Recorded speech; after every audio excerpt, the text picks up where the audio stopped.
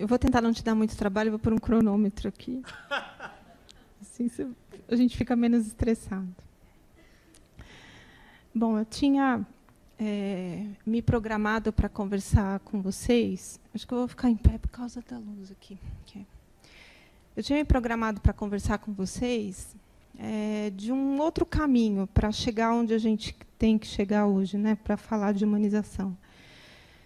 Mas aí a vida trouxe uma outra proposta para a última semana, e eu penso que foi um pouco milagroso tudo que eu tive de experiência nessa última semana. Eu vou sair mais cedo hoje, porque eu vou encarar uma missa de 7º dia hoje. A minha mãe morreu no dia 19 de março, no sábado passado. Ela era uma senhora muito corajosa, muito batalhadora. Era uma pessoa muito doce, mas, ao mesmo tempo, muito rígida, com ela mesma, às vezes com os outros também, com os filhos, né? Comigo sempre foi muito exigente. E, ao longo dos últimos meses, ela encarou uma doença muito difícil, talvez, na minha opinião, como médica, a doença mais cruel que existe, que não é câncer, por incrível que pareça. Uma doença neurológica que é muito conhecida como esclerose lateral amiotrófica. Uma doença neurológica de perdas progressivas e que tem uma característica bastante cruel de preservar a cognição da pessoa. A pessoa permanece consciente e lúcida o tempo inteiro, enquanto vai perdendo suas funções, as suas capacidades de autocuidado.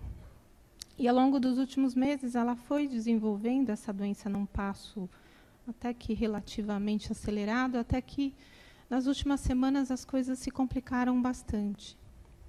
E eu tive a oportunidade de estar com ela vivenciando isso quase todos os dias. E aí, quando a gente fala de humanização, eu trabalho com cuidado paliativo. Acho que muita gente deve, né, acaba vendo pelos vídeos, YouTube, entrevistas e tudo mais. Eu estou uma figura um pouco comum agora nesse meio, né, quando se fala de cuidado paliativo, de cuidados e assistência ao paciente em final de vida. E esse é meu dia a dia, meu trabalho como geriatra, como paliativista, né?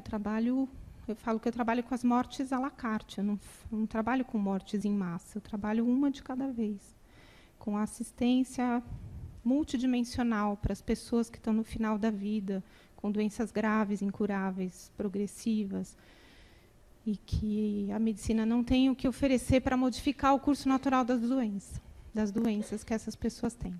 E a gente oferece esse trabalho, esse cuidado, de uma maneira profissional, tecnicamente qualificada. Não é só ter bom coração, segurar na mão, como todo mundo pensa que é, né? Você tem que ter formação, uma formação quase que é como fazer uma faculdade de novo, porque, de fato, na faculdade, nenhum profissional de saúde aprende nada sobre morte. E aí, me deparando com esse dia a dia dentro do meu sangue, eu entendi qual é a grande necessidade que os profissionais de saúde apresentam nesse momento, nesse pedaço da vida do Brasil, em relação à assistência à saúde. O profissional de saúde precisa se dar conta, precisa tomar consciência de que ele precisa ser um profissional de saúde. Nós somos profissionais de doença. A gente vive, respira, pratica doença. A gente transmite doença pela nossa fala, pelo nosso olhar viciado, pelas nossas atitudes viciadas. A gente se compromete, muitas vezes, em trazer o mal para as pessoas à nossa volta. Não porque a gente seja do mal, a gente é do bem. Todo mundo quer fazer o bem. Mas, nessa ânsia de fazer o bem, acaba ficando tão nublada a coisa que você tem que achar uma doença no paciente, você tem que curar a doença do paciente, você tem que fazer ele tomar remédio, você tem que fazer ele fazer exame, você tem que obrigar uma família a fazer os cuidados do jeito que você acha que tem que ser cuidado, você tem que obrigar os seus funcionários a fazerem determinados procedimentos segundo protocolos intermináveis de grandes instituições de qualidade, cheios de regras e protocolos. E a pessoa que está sendo cuidada é só um osso do ofício. Sabe aquele termo que todo mundo fala assim, ossos do ofício. O paciente se tornou, para o profissional de saúde, um osso do ofício. Porque ele se relaciona com a instituição, ele se relaciona com o chefe, ele se relaciona com os protocolos, com os guidelines, com as regras, e ele não se relaciona com a única pessoa que importa na nossa escolha profissional, que é o paciente. É a única pessoa que importa, e é a única pessoa com a qual a gente não se relaciona. A gente colocou uma série de muros que, entre o que a gente quer fazer e o que o paciente precisa receber. O resgate, eu penso que o único resgate possível é o profissional de saúde se dar conta que ele é humano. E a humanização não é uma maquiagem, né? Você não se fantasia de humano.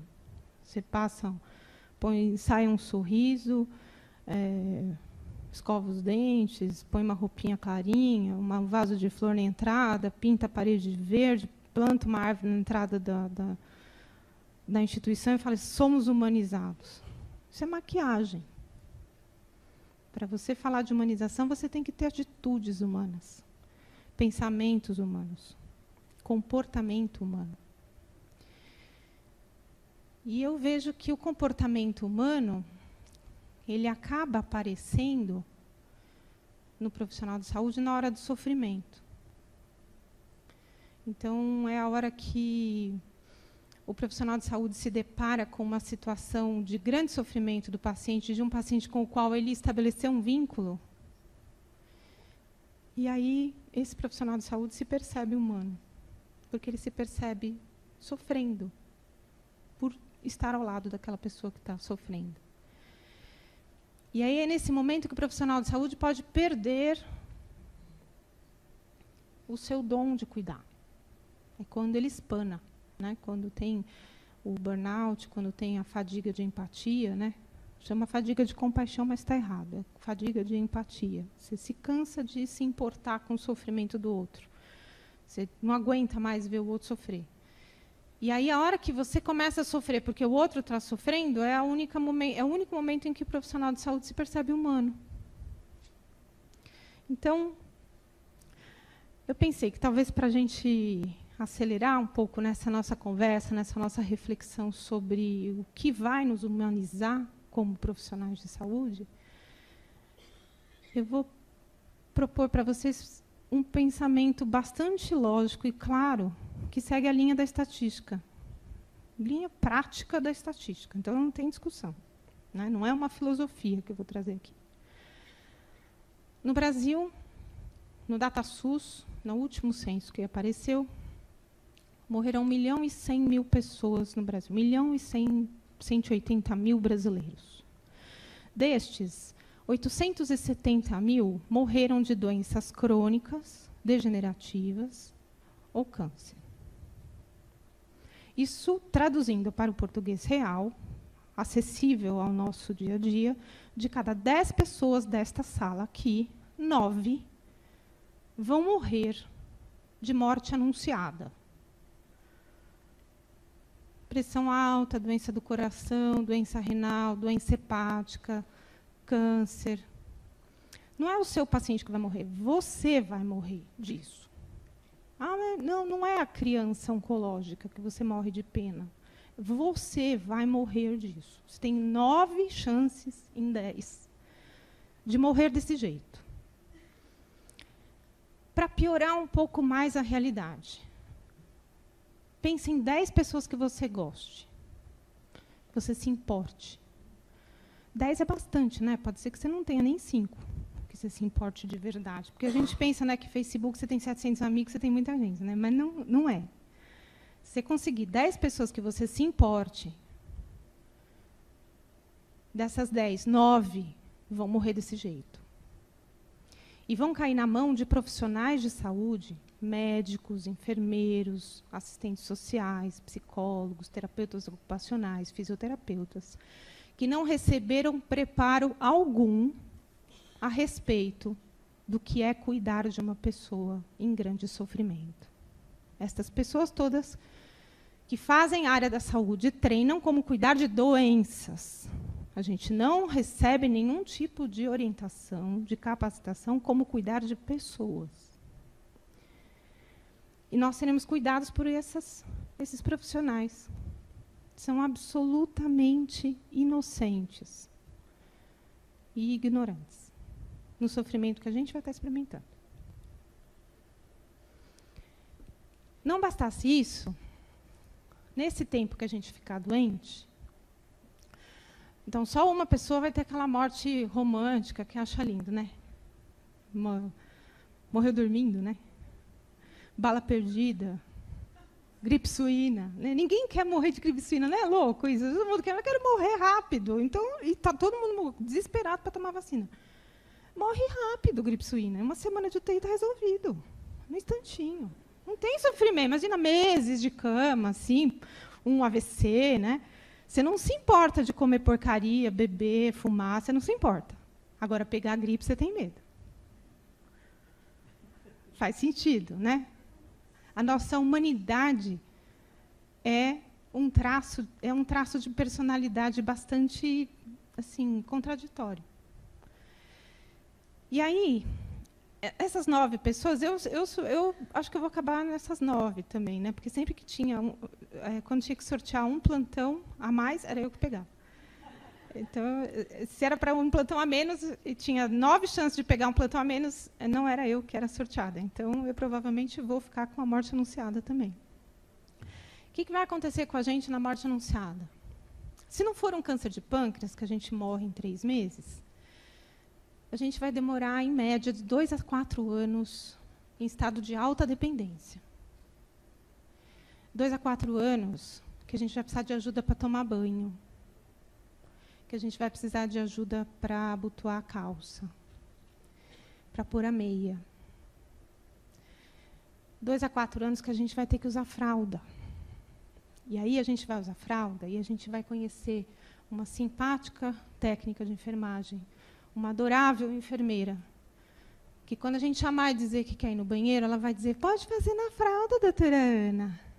Você está de fralda, querida. E vai estar meu genro, assim, do meu lado, fazendo visita no hospital, e ela vai dizer para eu fazer cocô na frente dele.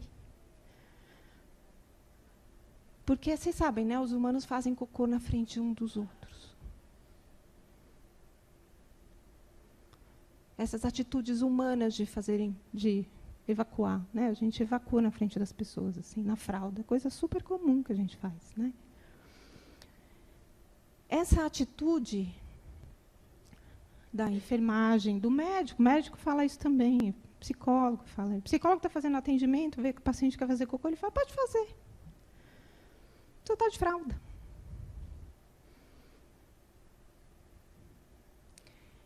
É isso que nos aguarda. A gente vai ter que se deparar com uma situação muito difícil, para a qual a gente não se preparou para enfrentar, mas que vai acontecer. A gente se prepara para tudo na vida, menos para a coisa que vai acontecer. Não é? A gente se prepara para casar, para ter filhos, para fazer 10 faculdades, 20 pós-graduação, um monte de curso, atravessa a cidade, pega avião, pega a chuva, vem dar aula, e a gente não se prepara para morrer.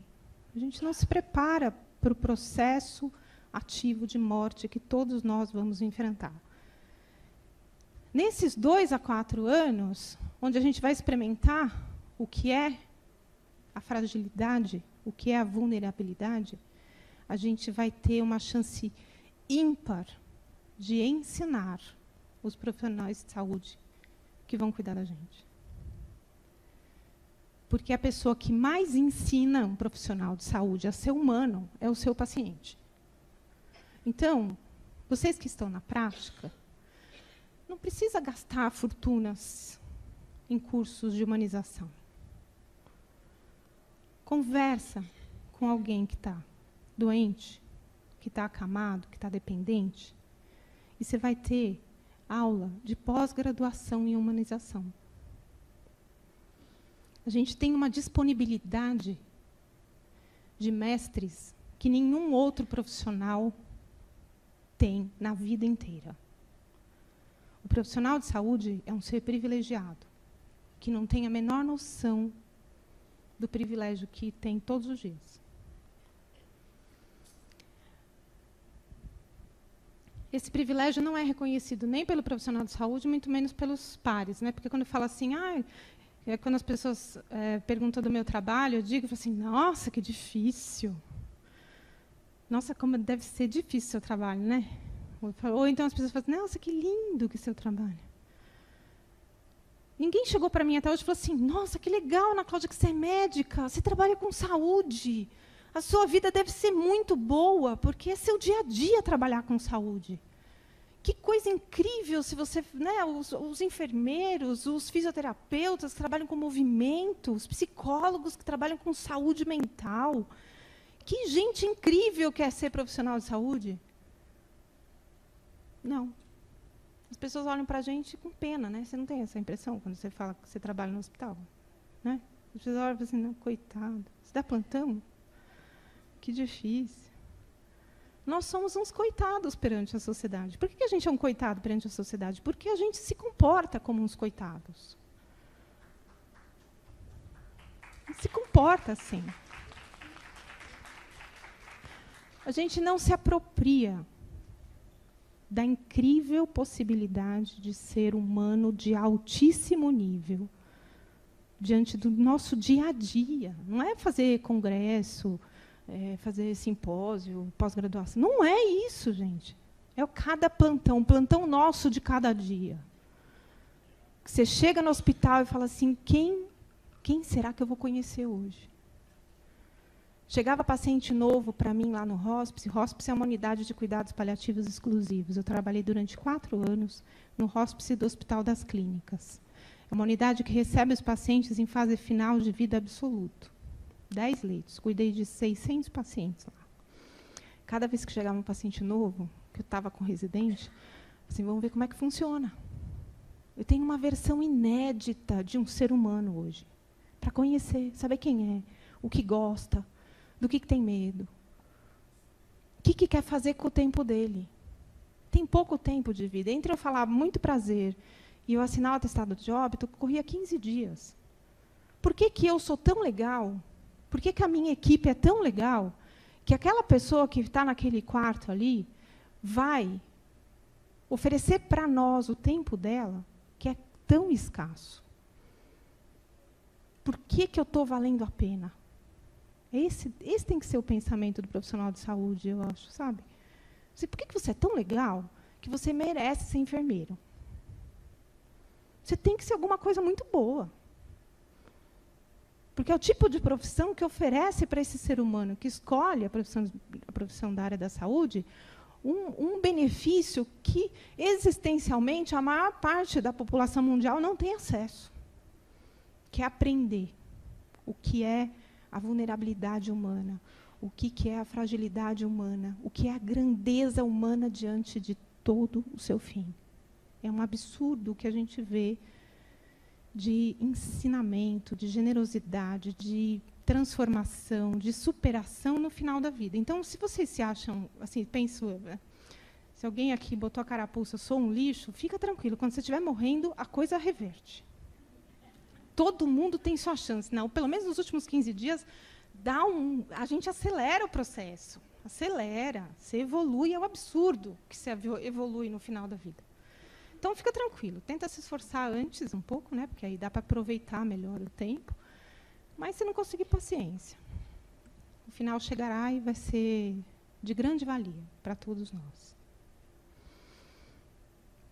Ainda nessa questão de ser profissional da saúde, uma outra coisa que eu vejo também com uma certa frequência é as pessoas começarem a reclamar de eu não sei lidar com a morte. Eu não sei lidar com o sofrimento das pessoas. Eu falei assim, e onde você trabalha? Eu trabalho na unidade de oncologia pediátrica. Sei. Você fez faculdade, você fez a especialização? Fiz a residência de oncologia pediátrica. Falei, puxa, então você escolheu ser médico, você escolheu a oncologia, você escolheu a oncologia pediátrica e você não sabe lidar com o sofrimento das crianças. Tem alguma coisa muito errada com a sua vida, não é com o sofrimento das crianças. Não tem que fazer mimimi porque você dá plantão num hospital que as pessoas morrem e sofrem. Porque você escolheu essa profissão, caramba. Se você queria lidar com crianças saudáveis, trabalha na brinquedoteca do shopping. Vai trabalhar numa creche. Eu adoro criança. Aí você vai trabalhar numa unidade de pediatria, de oncologia, e fica no mimimi porque as crianças morrem. Mas era só uma criança. Era um grande mestre que você perdeu a chance de aprender, que a pessoa morre com 12 anos e deixa todo mundo pós-graduado em amor. Eu estudei 12 anos para ser considerada uma super especialista. Então, uma criança de 12 anos, quando ensina super especialista, você concorda? Mas morreu com 12 anos. Acontece. As crianças não deveriam morrer, mas elas morrem. E se você é o privilegiado que escolheu trabalhar com isso, então sinta o grande privilégio que é trabalhar com isso. A gente não se acostuma com a morte. Eu trabalho com isso há quase 20 anos. Essa semana, foi no domingo de Páscoa. Depois, minha mãe faleceu no sábado, dia 19. Aí, domingo, anteontem. Encontrei uma moça que conheci faz pouco tempo. Ela me perguntou, Ana, eu tenho uma dúvida, posso fazer uma pergunta? Eu falei, claro. Assim, você está tão abatida. Achei estranho isso, porque você não está acostumada com a morte? Não é seu dia a dia? Eu falei, meu dia a dia. Eu trabalho com pessoas que morrem, realmente. Mas é que foi a primeira vez que a minha mãe morreu. Não me lembro dela ter morrido antes. Não deu tempo de eu treinar, sabe? E aí, hoje, eu pensando na expressão dela, ela não perguntou isso por mal, ela não é cruel. Ela só representou o que a grande maioria das pessoas que me viu chorando deve ter pensado. Eu falei assim, como que ela fica assim? Ela não entendeu? Que era uma doença grave, incurável, sem perspectiva de controle? Eu só preciso de um tempo para conseguir lidar com o tamanho que eu fiquei agora, porque agora minha mãe ficou em mim, né? Eu sou o dobro agora. Meu pai morreu, ele ficou em mim. Agora minha mãe ficou em mim. Eu me sinto falta, agora eu estou maior. E aí eu não estou meio cabendo em mim ainda. Eu preciso me acostumar com a ideia dela ser invisível, dela morar dentro de mim. É estranho, ela acabou de entrar. Ela está ainda se localizando dentro de mim, que lugar que ela vai ficar, trouxe os móveis, trouxe a história dela, trouxe a minha, que nós vamos dividir esse espaço aqui dentro. Como que vai ser isso?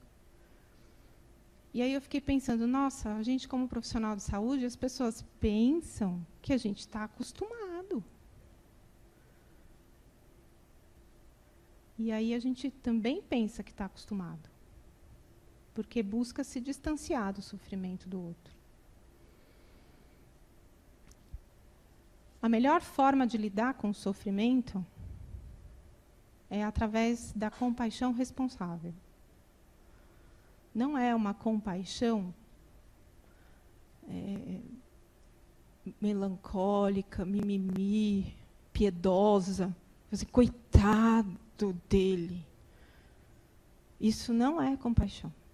Compaixão é você respeitar o sofrimento do outro à altura do tamanho que aquela pessoa tem para enfrentar aquilo. Quanto maior a pena que você sente do outro, menor é a sua capacidade de trocar de lugar na cama. Então, quando você olha para alguém que você sente muita pena, é porque você jamais daria conta de estar naquele lugar. Então, na verdade, a pena tem que ser de você, porque aquela pessoa ela é muito maior do que você. E aí é você que está aprendendo. No final de um dia de plantão, quem tem que falar muito obrigado não é o paciente. É quem trabalhou para ele. Porque o paciente nos dá a oportunidade da gente mostrar para o mundo aquilo que dá sentido na nossa vida, como seres humanos, não como profissionais de saúde. Então, eu vejo que o processo visceral de humanização precisa se dar a partir desse movimento, do profissional de saúde se conscientizar que ele passa pelo mundo humano até que ele não exista mais. E aí não dá para disfarçar sendo profissional de saúde. Nós somos privilegiados por trabalharmos com pessoas que sofrem, que estão doentes, que estão morrendo. Porque é neste momento que o ser humano se dá conta da sua humanidade. E aí é que ele ensina. Quem estiver por perto, que aproveite para aprender. Acho que estou no meu tempo. Era isso que eu tinha para falar. Muito obrigada.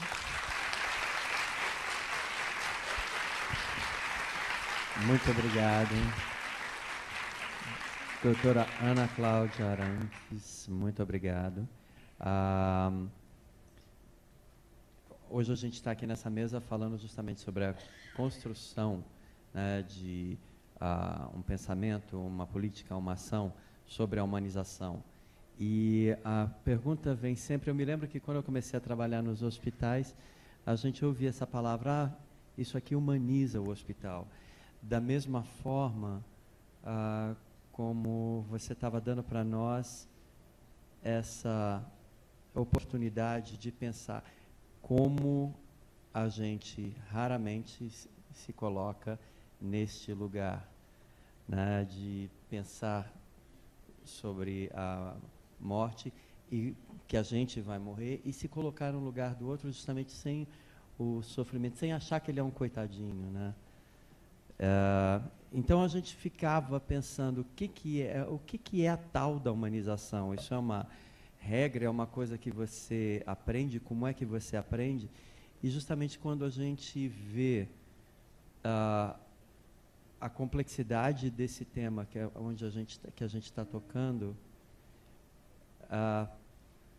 e o que você trouxe para nós, eu me trazia muito a arte do encontro, a grande oportunidade que a gente tem ao trabalhar na área da saúde, justamente de viver encontros potentes, encontros que têm, como diz o Spinoza, o filósofo, a vida é feita de encontros. E quando a gente se abre justamente para poder viver esse encontro e ser afetado e afetar o outro, como que a gente vê a vida de uma outra forma. Como você falou, uma pós-graduação não tem nada mais, não existe nada mais humano. E eu quero agradecer muito por você, nesse momento que você está vivendo da tua vida. A gente estava conversando antes, a morte é uma coisa que a gente só vive uma vez na vida. E a gente não para pensar nisso, né? E a Ana, eu quero te agradecer muito por ter vindo aqui, na sua total vulnerabilidade, compartilhar com a gente teu conhecimento, tua emoção, tua experiência, e por ter promovido para a gente essa oportunidade de reflexão. Muito, muito, muito, muito, muito obrigado. Eu quero convidar agora. Eu só precisava esclarecer para vocês por que eu consigo estar aqui hoje. A minha mãe, ela recebeu cuidados paliativos. Nos últimos 10 dias de vida dela, ela recebeu o cuidado paliativo na integralidade. E como agora eu já estou vivendo no momento que eu achei que eu não ia estar viva para presenciar, onde tem médicos formados em residência médica de cuidado paliativo, da qual eu fiz parte, então eu formei 2 médicos que cuidaram da minha mãe. Ela recebeu tudo o que eu sempre ofereci para todos os meus pacientes, ela recebeu tudo. E a família dela recebeu tudo, eu também recebi. E aí eu posso dizer que, nesse momento, eu só tenho que me ocupar de abrir espaço para a mudança que ela fez, para que ela veio morar aqui dentro. Não tem culpa, não tem medo, não tem e se eu tivesse feito, não tem o e poderia, não tem o deveria. Não teve nada diante do cuidado que ela recebeu que eu pudesse manchar o que eu estou vivendo agora. A enfermeira que cuidou dela, as cuidadoras, as técnicas que estavam com ela, honraram a escolha de cada um de ser profissional de saúde. A minha mãe, ela soube ser cuidada. Essa é uma outra coisa que eu acho que era bom comentar. A gente vai dar trabalho, né? Então, lembra que a gente vai ficar de 2 a 4 anos, então a gente vai dar trabalho. Às vezes chega no consultório para mim, pessoas, né, um idoso, uma idosa, chega para mim e fala assim, doutora Ana, eu não queria dar esse trabalho que eu estou dando para os meus filhos. Eu falei assim, bom, então vamos para a página 2, porque você está dando trabalho. E deixa eu te avisar, você vai dar mais trabalho. Então, já que você vai ser uma mala, seja uma mala de rodinhas, né? Porque vai dar trabalho. Então, não fica nessa, de novo, não vai para o mimimi, não queria dar trabalho, vai dar. Se programa para dar trabalho. Mas dê um trabalho que as pessoas gostem de fazer. Isso foi o que aconteceu com a minha mãe. Ela era muito gostosa de cuidar. As pessoas iam dar banho nela, arrumar ela na cadeira, tal. Chegava, qualquer um que chegasse com o rosto perto do rosto dela, ela dava um beijo. Você ia arrumar, dava comida para ela assim, ela pegava a mão da pessoa assim, e dava um beijo, agradecia, falava, está uma delícia. Tudo ela pedia por favor, ela agradecia, ela falava que eu perguntava para ela assim, mãe, está tudo bem aqui? Ela falou, está tudo ótimo, filha. Estou muito bem. Que bom que você veio hoje também. Ela não cobrava, assim, puta, ontem você não veio. Ela falava, que bom que você veio hoje também. Então ela soube dar trabalho. Aí fica fácil você cuidar de uma pessoa que sabe dar trabalho. Então, vocês já podem pensar nisso também. Se vai dar trabalho, seja uma pessoa gostosa de cuidar, porque aí todo mundo vai ter prazer de cuidar. Você não vai ficar reclamando que ninguém cuida de você direito. E aí, nesse tempo que ela recebeu esses cuidados, eu pude ver como essas pessoas se realizavam cuidando da minha mãe. E as pessoas diziam, nossa, é tão gostoso vir a trabalhar e cuidar da sua mãe. Eu pensei, nossa, quantas pessoas a minha mãe curou, né? Que estavam tão infelizes no dia a dia, tal, de fazer um trabalho, né, meio mecanicista e tal. E, de repente, você pega uma velhinha que está no final da vida, que traz sentido para a sua vida, na sua escolha profissional, né? Então, eu posso estar aqui porque ela recebeu esses cuidados. Mas eu sei que a minha mãe fez parte de um grupo muito pequeno de privilegiados no país que tem acesso a isso. Então, eu espero que a gente consiga mudar um pouco essa história para que todo mundo tenha acesso. E aí, no velório dela, o médico foi no velório. E a hora que eu vi o Sérgio lá, eu entendi o que as famílias sentem quando eu vou no velório. Quando eu fui abraçar ele para agradecer, eu entendi o que as famílias sentem quando abraçam os médicos e querem agradecer. No dia seguinte que ela morreu, eu quis ligar para a Laura, que era a neurologista dela. A Laura não estava em São Paulo quando teve o velório. Eu estava muito aflita para dar logo 8 horas da manhã, porque eu queria ligar para a Laura para agradecer. E aí eu entendi por que as famílias me ligavam logo no dia seguinte que o paciente tinha morrido para agradecer. Porque eu vivi a ansiedade de querer ligar logo cedo. E é muito grande o que eles sentem pela gente quando a gente faz o melhor que a gente pode fazer. Então, é por isso que eu consigo estar aqui hoje, meio embargando a voz, assim, mas graças aos profissionais de saúde.